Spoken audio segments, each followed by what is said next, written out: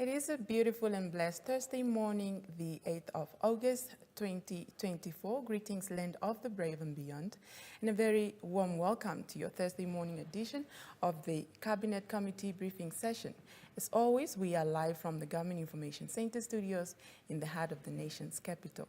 Thank you so much, Namibia, for tuning into the Cabinet Committee briefing session, which is a national platform initiated by the Government of the Republic of Namibia, as approved by Cabinet and rolled out by the Ministry of ICT late last year, pardon me. Now, of course, this platform is initiated to serve as a conduit to transfer information on government projects, programs, policy formulations, and advancements, but also strategic implementations and focus within the respective OMAs, that being offices, ministries, and agencies. And of course, the aim for this platform is to fast-track information dissemination across all organs of government. For this morning's edition, I am your host, Hileni Felepe-Samunyela, and I am super-duper delighted to introduce to you, Namibia, my former boss, now Minister of International Relations and Cooperation, that is Dr. Peya Mushelenga, to brief you, Namibia, on his ministerial update. Once again, Honorable Minister, it's an absolute pleasure to have you on board and back at the GIC. Good morning. You have the platform. Thank you very much.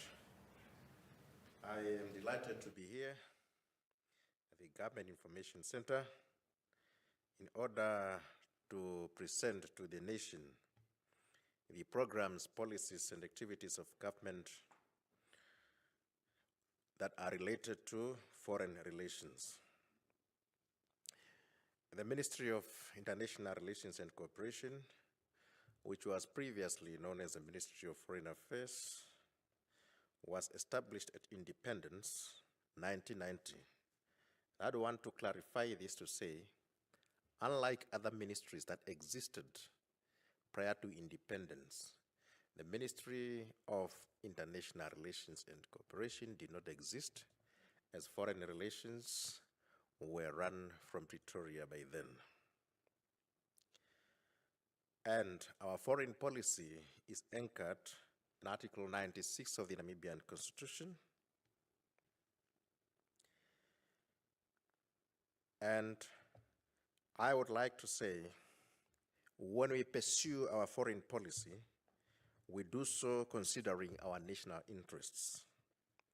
Our national interests constitute, but not limited to, the following: securing export markets for Namibian products, attracting foreign direct investment to Namibia, maintaining good neighborliness, ensuring the welfare of Namibians, and striving for a global just trade system.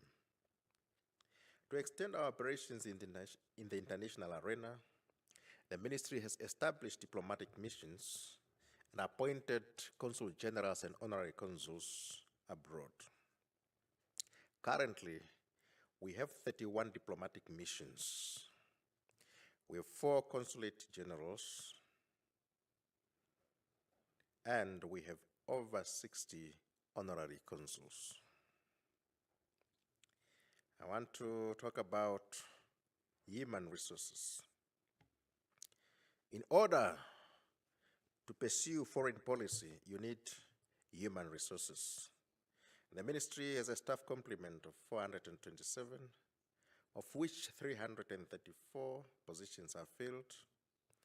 204 of these are at the headquarters, and 130 are at our diplomatic missions abroad. So the ministry also has interns. We offer internship to students from all recognized institutions of higher learning. This provides opportunity to students to have experience while learning in the following disciplines: international relations, protocol, law, policy planning, administration support services. Since April 2023, the ministry has offered 64 internships. Currently, we have 19 student interns who have started on the 1st of August, and the internship will end on the 31st of October this year. The ministry has achieved various milestones under the able leadership of my predecessor, Comrade Netumbo Nandi-Ndaitwah, now the Vice President. Now, as I said that in pursuing our foreign relations with due regard to our national interests, our national interests are promoted through binational commissions, joint commissions of cooperation, personal diplomacy, political as well as diplomatic consultations. These platforms, visits, and our daily interactions with other states and international organizations present opportunities to strengthen our bilateral cooperation in order to address specific challenges facing our countries and the world at large. During the past year, that is 2023-24 financial year, Namibia continued to expand and diversify its bilateral relations with various nations. This is illustrated by mutual high-level visits and consultations that have enabled us to deepen and strengthen our relations with various countries around the world. The rapid expansion of bilateral relations facilitated by frequent high-level contacts and exchange has particularly strengthened and deepened cooperation with friendly nations around the world in areas of trade and investment, education and research, agriculture and water, mining and critical minerals, climate change, renewable energy, as well as defense and security cooperation. Now, I have indicated that one of our national interests is to maintain peace with our neighbors, maintain good neighborliness. Namibia enjoys peace with the neighboring countries, and this is signified by efforts to maintain peace.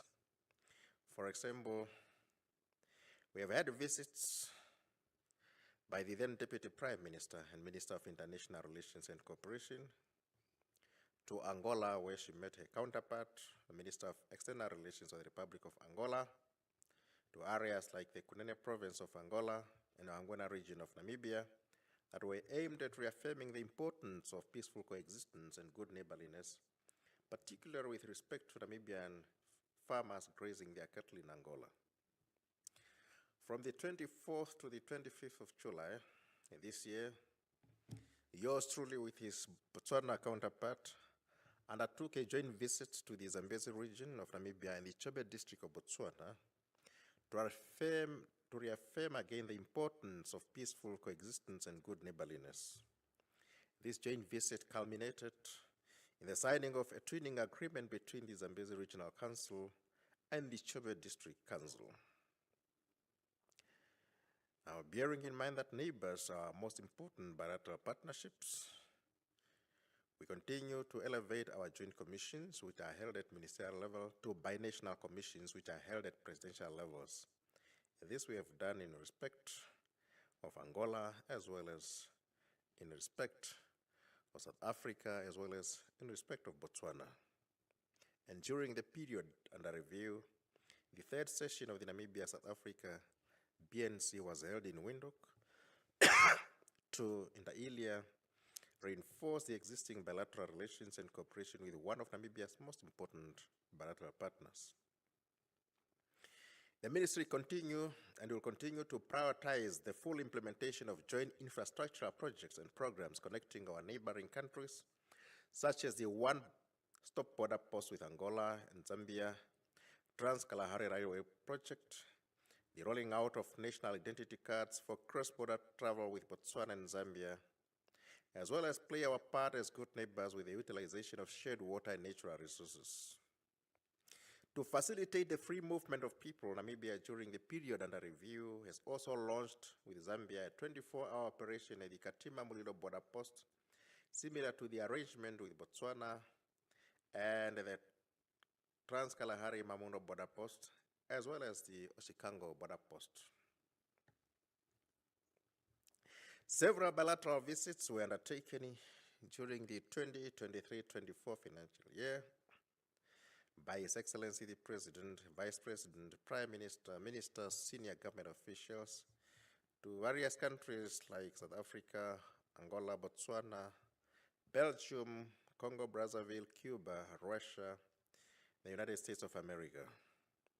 We also had inbound visits at the level of head of state and special envoys and ministerial levels from countries like Congo-Brazzaville, the Democratic Republic of Congo, Finland, Cuba, Madagascar, the Netherlands, Denmark, South Africa, the United Republic of Tanzania, the United States of America, and Slovenia. And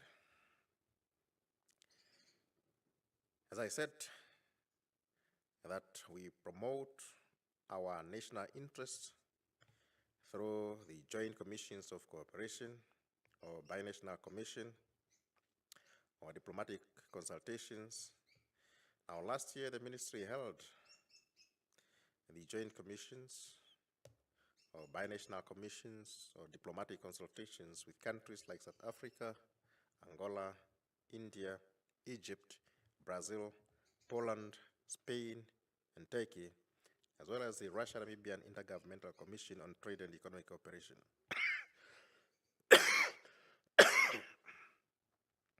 These engagements and exchanges produce agreements and projects in areas such as trade and investment, transport and infrastructure, renewable energy, green hydrogen, mining and critical minerals, economic cooperation, tourism, education and research, science and technology, just to mention but a few. Economic diplomacy remains an important policy priority in our bilateral relations and cooperation, and we know it is a basis for growth, development, and prosperity. And this is rolled out in collaboration with the Minister of Industrialization and Trade, the Namibia Investment Promotion and Development Board, and the private sector and other economic entities and agencies. So, in collaboration with these institutions, the ministry has been organizing trade and investment missions to various countries aimed at exposing Namibian companies to further linkages and opportunities to export value-added manufactured products and services, and to attract and exploit foreign investment and trade opportunities. Our trade and investment promotion activities have also been taking into account that growth and development of our economy,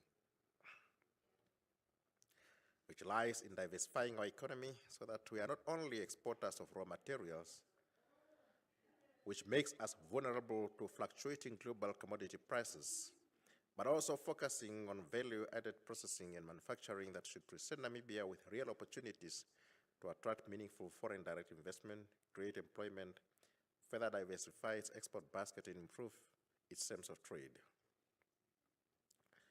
In order to increase awareness and promote Namibia's investment opportunities to potential investors, the NIP, DB, NCCI, and MIRCO organize investment promotion events with, amongst others, Japan, Portugal, Spain, Korea, South Africa, Zambia, Ghana, and the United Republic of Tanzania. And we are now planning further similar targeted investment promotion missions to Ghana, Russian Federation, Cuba, Angola, Brazil, and the People's Republic of China. These missions aim to leverage and enhance the already strong relationship between Namibia and these countries to attract investment in mineral processing, agro and food processing, textile, ICT and electronics, and tourism sectors. I invite potential Namibian enterprises and business persons to express their interest through NIPDB to take part in these trade and investment missions. Namibian diplomatic missions continue to play significant roles in these activities, facilitating initial contacts and meetings as well as follow-ups. These engagements were undertaken in compliance with our policy documents like Vision 2030, NDP 5, and the Harambee Prosperity Plans objectives. Now, recent developments have been promising and gave strong grounds for optimism about the bright future for our economy, political, and cultural relations. We remain committed to maintaining friendly and cordial relations and to further developing trade and investment ties and fostering ongoing economic cooperation. We should do more to expand our relations to the benefit of our citizens. With the assistance of foreign bilateral development partners, major national projects have been completed, while others are ongoing in various sectors. It is a well-known factor that following the introduction of Namibia's green hydrogen strategy, the discovery of oil, which added to gas that has been there, and since the quest for lithium has gained traction, Namibia has become more attractive to foreign direct investment to many countries, as illustrated by an increase in bilateral visits and meetings. We have to make use of this drive also with the understanding that once a common economic foundation between Namibia and any other state has been built, the development of further bilateral aspects can take place more easily, and it is for us to steer the bilateral relations in a certain direction. Let me talk about multilateral diplomacy. Namibia is a member of a number of regional international organizations, which include SADC, African Union, Commonwealth, Africa, Caribbean, and Pacific Group, Non-Aligned Movement, and of course, the United Nations. Through these organizations, Namibia can contribute to the strengthening of international peace and stability, as well as to impact on the overall development globally. As a small state, we believe in multilateralism and find it useful in cooperating with other members of the international community. It is for this reason that our country has participated and will continue to participate in international and regional organization activities to which Namibia is a member. Promotion of peace and security. Namibia is a well-respected member of the international community, and our reputation is part and parcel of our diplomatic influence. So in August 2022, Namibia was elected as chair of the SADC organ on politics, defense, and security cooperation for a one-year period. And we officially handed over the chairmanship to the Republic of Zambia in August last year. Collectively with all SADC member states, we collaborate to preserve the stability that has characterized the SADC region for many years. During our chairmanship, Namibia has chaired numerous organ meetings at the level of summit and ministerial levels.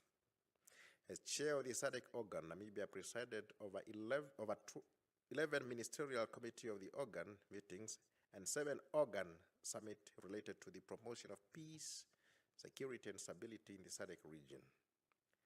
Furthermore, during Namibia's tenure as chair, 3 engagement visits at the level of Ministerial Committee on Organ and Organ Chair to the Secretary General of the United Nations and to His Majesty King Mswati III of the Kingdom of Eswatini, respectively.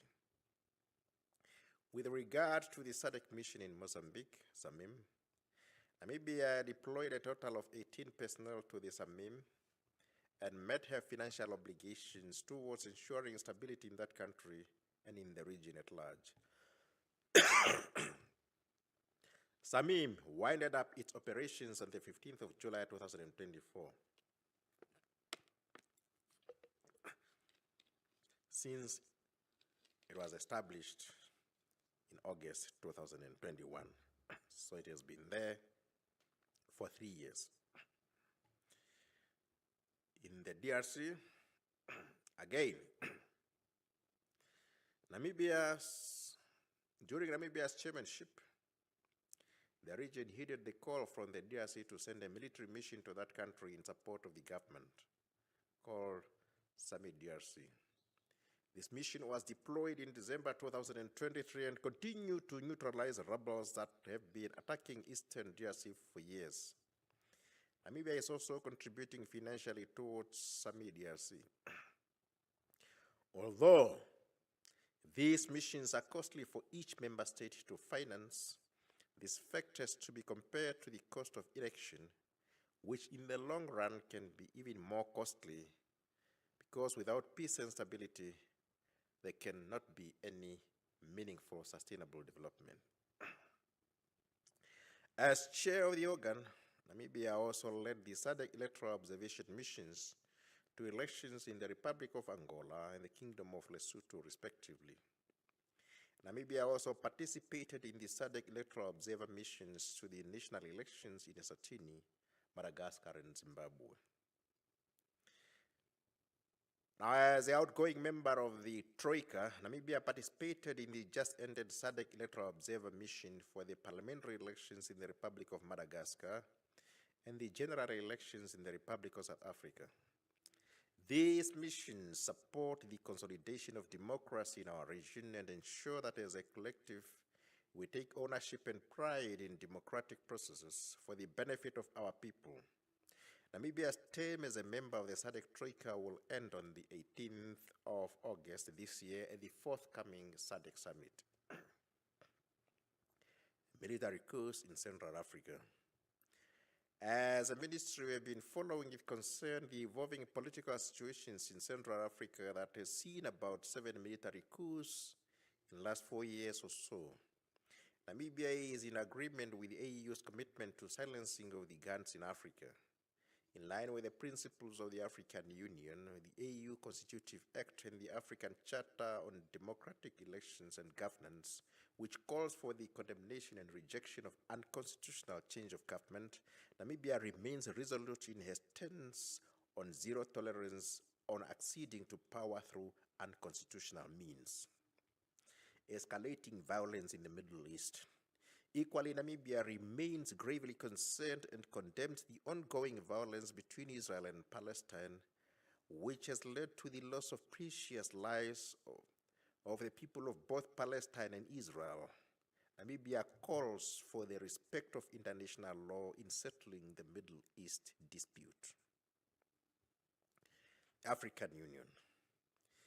Namibia has contributed towards the de-escalation of tensions on the African continent through our 3-year membership of the African Union Peace and Security, PSC.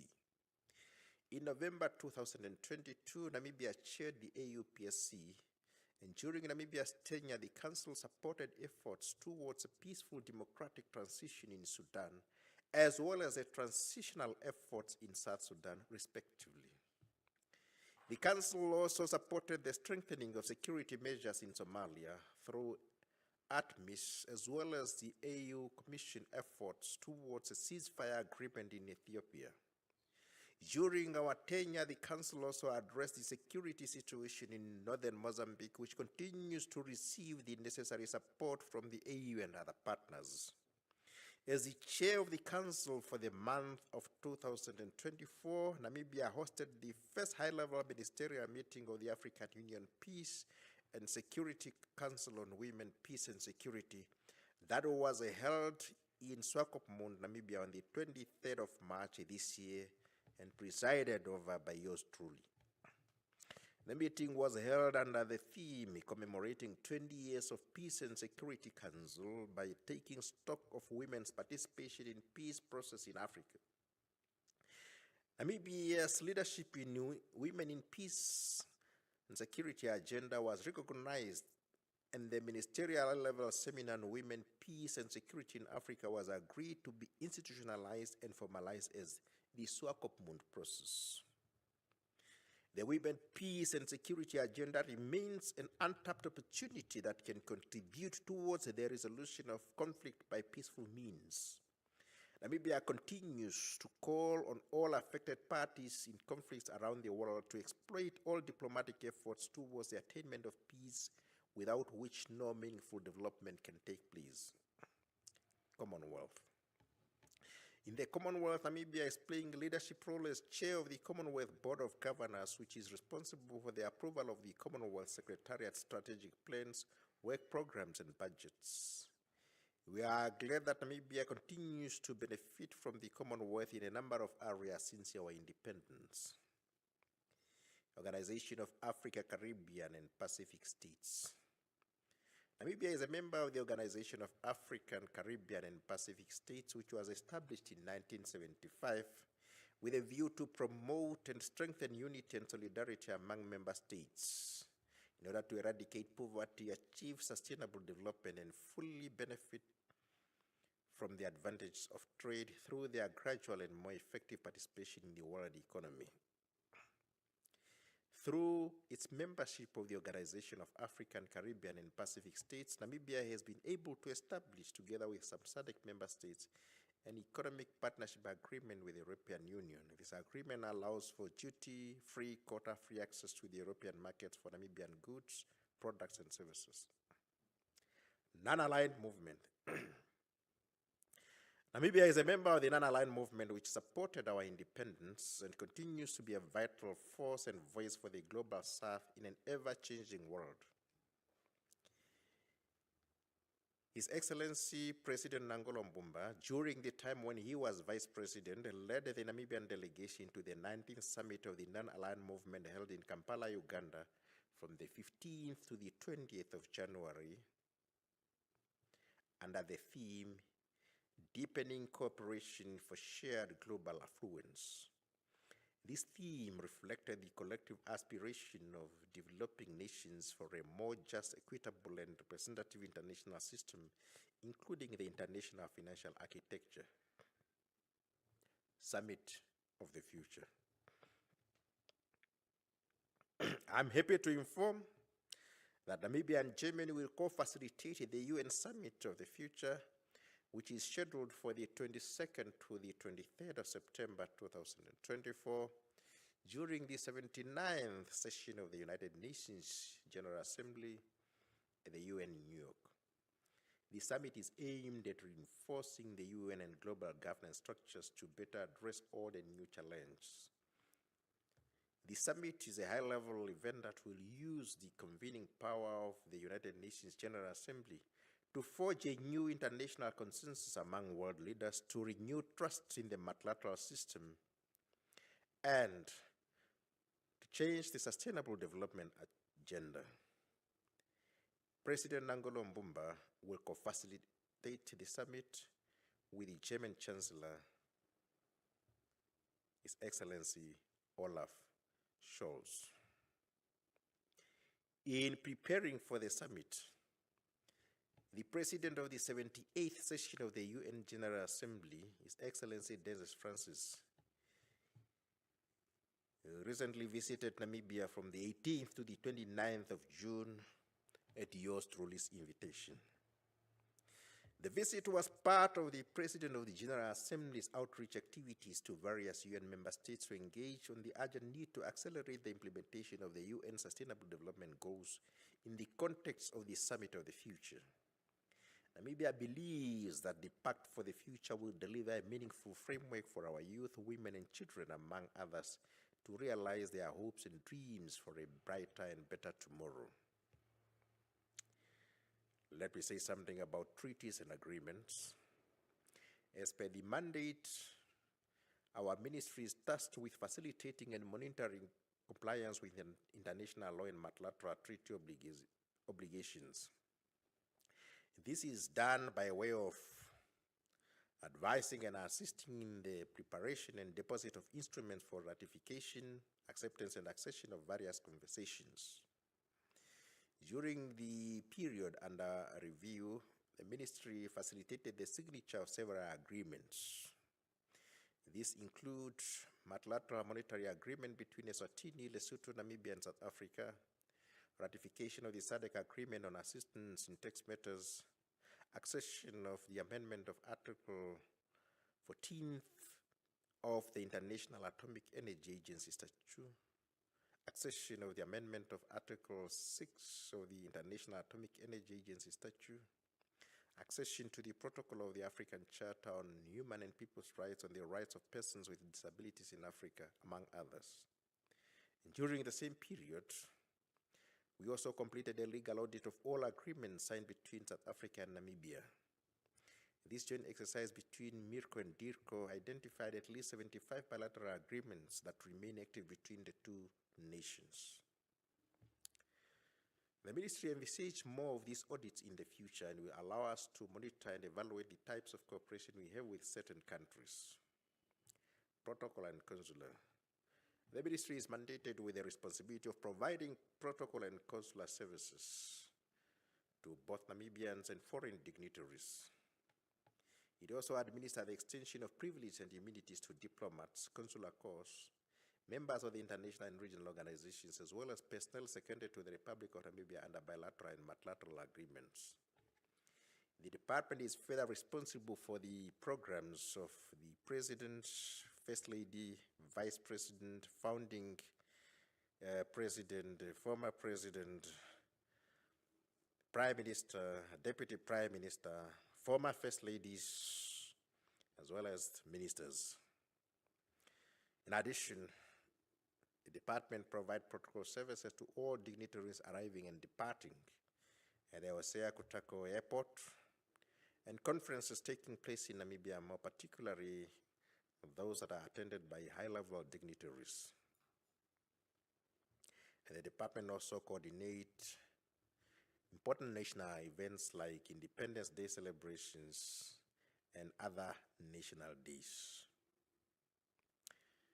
During the past 6 months, the department facilitated 2 inbound high-level visits, the state visit by His Majesty King Philip, the King of the Belgians, as well as a visit by His Excellency Mokgweetsi Masisi, President of Botswana. The department also facilitated outbound visits by the President to Angola, United Republic of Tanzania, South Africa, Belgium, Botswana, Zambia, Kenya, the Netherlands. The department facilitates visas for Namibians traveling abroad on official missions for accredited diplomats to Namibia.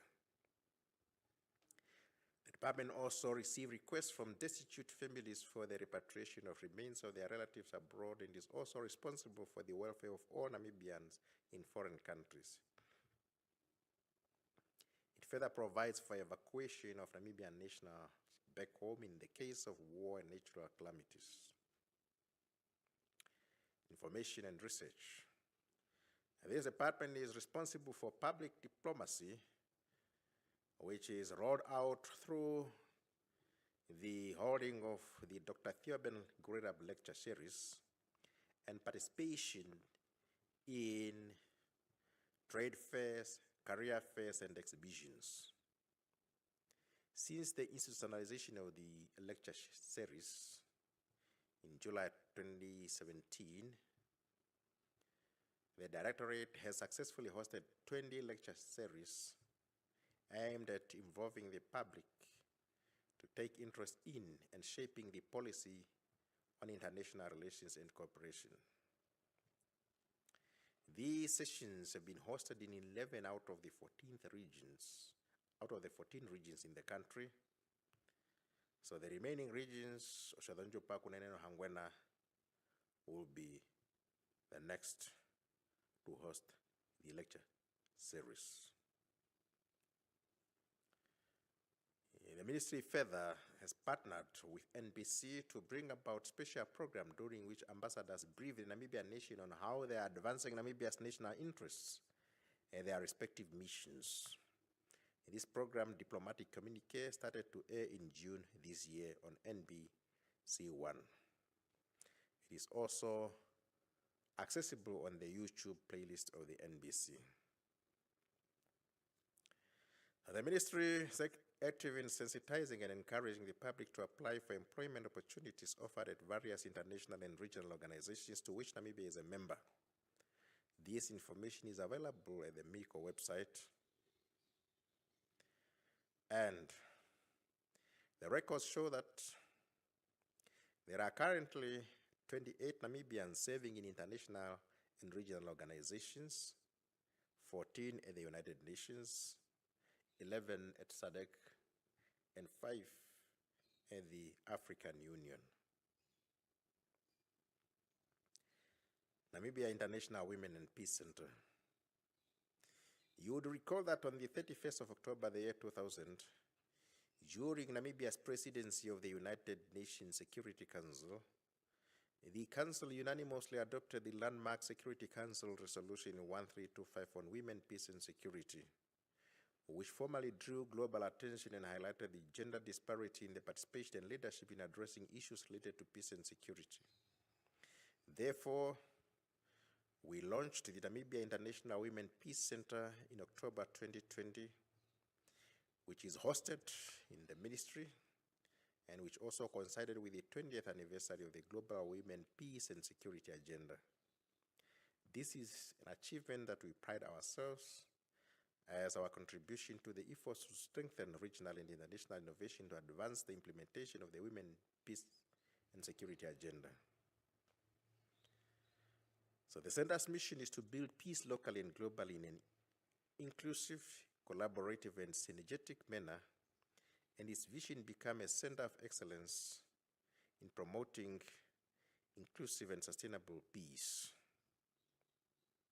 There is a 5-year strategic plan from 2023 to 2028 that provide guidance on how the center should develop its work effectively and with maximum impact. Namibia School of Diplomatic Studies.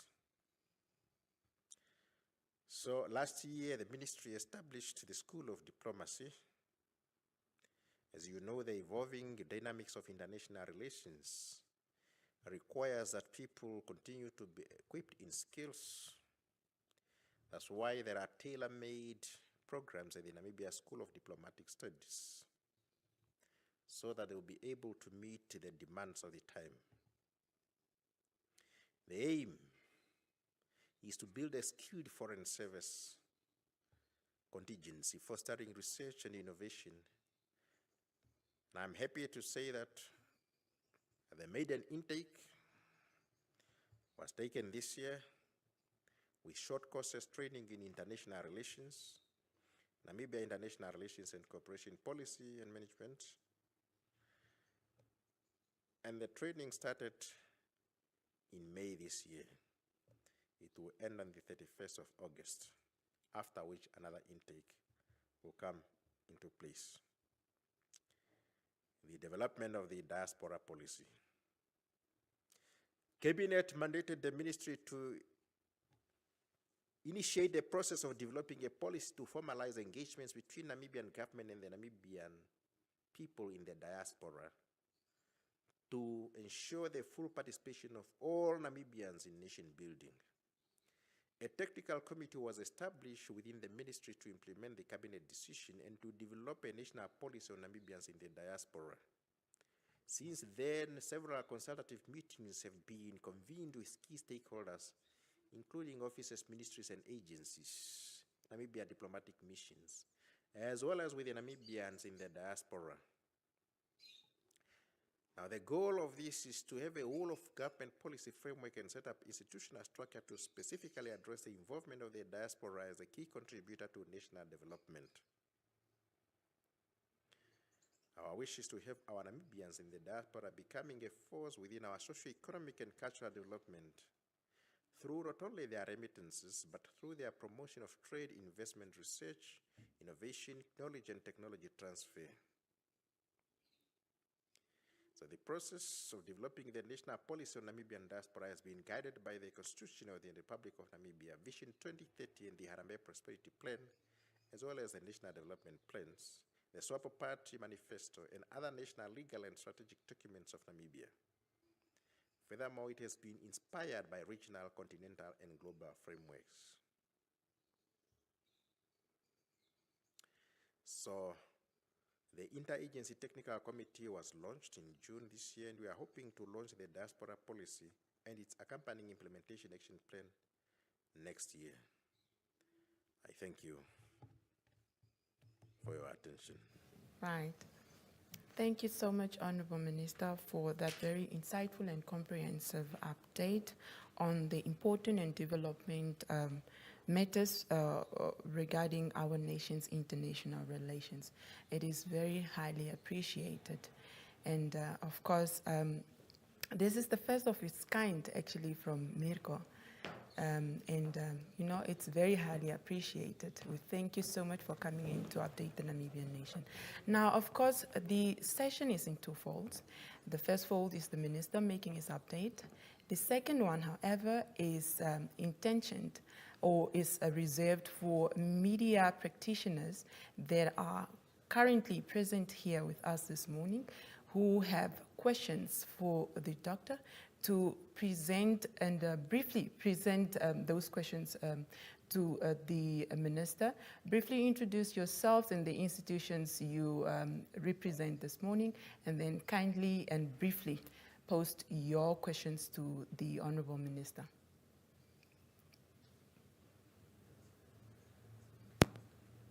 Good morning, Honorable Minister. My name is Shalva Wells, and I'm a reporter at Namibia Press Agency. The government yesterday announced that the ministry rather announced that the government is sort of keeping an eye on closely monitoring the ongoing riots and unrest in several cities across the United Kingdom. I just have three short, brief questions that I would like your opinion on, and just for you to pronounce yourself on it. Can you provide an update on any of the reported impact of the recent riots in the UK on Namibian citizens living there or planning on traveling that side? And then what steps is the government taking to ensure the safety and well-being of Namibians who might be in the UK or are currently in unrest? And then finally, is there any coordinated effort with the UK authorities to support Namibians affected by the riots, and what channels are available for them to seek assistance? Thank you. Right. Honorable Minister, would you want to address that? Oh, okay. Please proceed to the podium. Good morning, Honorable. My name is Esther Mbathera for the Windhoek Observer. Basically, I've got two questions. One question is related to the trade missions, the investment missions. I just wanted to find out, what did Namibia get from this previous mission so far in regards to investment opportunities? And then on the second question is basically on the Ministry of the Mirko itself, because we have noticed a presence of overage diplomats that are currently on the employment roster. We, just to name a few, maybe we have Sabina Bonke, Muller, Morina Mavonjo, Selma Ashipala Masawi, and also Master Elia Kayamo. We just wanted to find out, is this a strategic mission to keep them on, or is it a result of other factors? Thank you. Right. Honorable Minister, you have the floor. You can then respond to the Thank you questions. very much. With regard to the Namibians in the UK and the riots thereof. Once riots are riots, they can escalate at any time to a very undesirable state of affair. When you are told there are riots, you should take all necessary measures and cautions. You travel when it is absolutely necessary. You know, I grew up in a war-torn area during the pre-independence period. People used to travel to Ondangwa and Oshakati to buy commodities only when it was necessary, because there were landmines on the road. And every day when you travel, you would say to yourself, either I'm coming back or I'm not returning. So now when you go to places where there are riots, they have not really escalated up to now at a most dangerous stage, but you should also take due cautions. Don't go to danger zones when it is not necessary to go there, unless you are really going there back to school or you have business, conference and so on. But if you are going for leisure, our appeal is that make sure that you then stay away from areas, because even when you are told there are riots, they are not everywhere. There are people in areas where they don't feel there are riots in those areas. Right. So what the mission is doing, the mission has informed Namibians that if there is anything, if there are people that find themselves in severe situations, they should inform the mission, because the mission is responsible for the welfare of the people. If there's any need to evacuate them from their areas, they should inform the mission. Right. Yes, and of course the UK government keep on briefing, like any other country. Diplomats are briefed on the security situation in the country. So that is what the government of the UK is doing. It keeps on briefing diplomatic missions on the situation. With regard to the overage diplomats, I am not too sure whether all those that you mentioned, your facts are correct, because among those that you have mentioned, there are civil servants who have not reached retirement age. There are those retired diplomats who have been appointed. You see, there are two streams of diplomats. You have career diplomats. These are employees of the Ministry of International Relations and Cooperation. You have non-career diplomats. So the president, in appointing heads of missions, he or she appoints from career diplomats and non-career diplomats. And there is nothing that precludes the president not to appoint people of certain age, just as there is nothing that precludes political parties to file candidates to National Assembly of particular age. Now, as I said, your facts are not really correct, because others are civil servants who are serving as civil servants, and they will retire when the retirement is due. Yes, and in all other ministries, we have all these people that are civil servants, and they will retire when the retirement is due. Right. Thank you, Honourable Minister, for the questions posted. I hope the journalists that posted the questions are happy with the responses. You're satisfied? Or do you have any more follow-up questions? Oh, yeah, there was a question on the trade missions as to Right. what has come out of trade missions. Okay. Now, you have first trade missions in terms of officials at diplomatic posting who are called commercial councillors. You have trade missions where the Minister of Trade or Minister of International Relations and Cooperation goes out accompanied by business people. Now, let me start with the last one. When business people are offered opportunity in these trade expeditions by the Minister of Trade or even by the President or the Minister of International Relations, it is now up to them to identify key areas that they would want to venture into.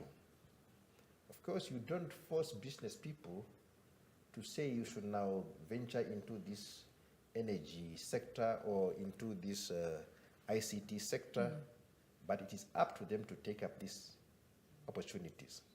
But now with these diplomatic establishments, there are a number of investments that have come in this country as a result. The Husab mine that you see here, it came as a result of that. A number of projects that you see here, even some housing projects that you see here, was as a result of our commercial councillors. A number of commercial councillors have worked on business delegations to go to their respective areas where they are posted in order to engage their counterparts and see the investment that they can bring to those countries and to bring to Namibia. The investment they can take to those countries and those that they can bring to Namibia. Right. Thank you, Honorable Minister, for responding to those questions. They are quite critical. I mean, we are setting the record straight here. It's really very highly appreciated. Now, Honorable Minister, it's at this juncture that I would actually want to thank you very much. I cannot thank you enough for availing yourself this morning away from your busy schedule. And as I earlier said, this is the first time that we actually have the minister not the first time as per se, but the first time in a long time that we are having the Minister of International Relations addressing the Namibian nation pertaining to issues concerning international relations. And we really very highly appreciate you this morning for taking time away from your busy schedule. But before I close off the session, I would want to accord you this opportunity. Perhaps you have last remarks that you would like to say to the Namibian nation with regards to the ministry. Well, what I say is that foreign policy has evolved. Previously, foreign policy was seen as an exclusive domain of the ministry. Right. Now we have various stakeholders, both state actors and non-state actors, that can make their contribution to the formulation and the shaping of Namibian foreign policy, and people should make use of all opportunities availed as we talk about the public lectures that are being held and so forth. Mm-hmm. Thank you. Right. Thank you so much, Honorable Minister. And Namibia, that is all the time we had for today's discussion. Please do join us again next time when we bring you another fruitful discussion here at the GIC or an update from our ministers. Thank you so much. This has been the Cabinet Committee briefing session with me, Helene Felipe Samuela. Until next time, Namibia, take care.